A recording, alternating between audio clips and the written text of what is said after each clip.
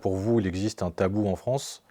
Et si oui, quels impacts ils peuvent avoir, notamment en termes de prévention et en termes de connaissances? Je pense au grand public qui peut-être ne connaît pas les chiffres que vous avez donnés, ne connaît pas non plus les mécanismes du suicide que vous avez également donnés avec les facteurs de risque, les facteurs de protection, etc.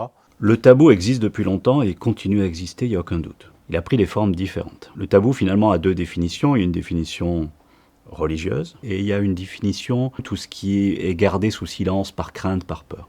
Le tabou religieux, il a longtemps existé, il a longtemps pesé en France. On n'a pas le droit de se suicider, on ne possède pas son corps. C'est aussi mettre en doute la miséricorde de Dieu.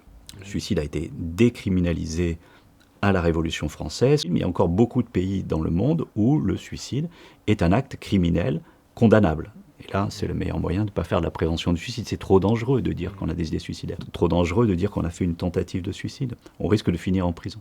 En France, c'est beaucoup moins le cas aujourd'hui, même s'il reste encore très important pour certaines personnes qui sont très religieuses. Je pense notamment aux chrétiens, et aussi aux musulmans, où il y a un interdit du suicide qui peut être très fort et qui peut compliquer la communication d'idées suicidaires, la recherche d'aide, etc. Le deuxième tabou, c'est le silence, qui pèse sur le suicide.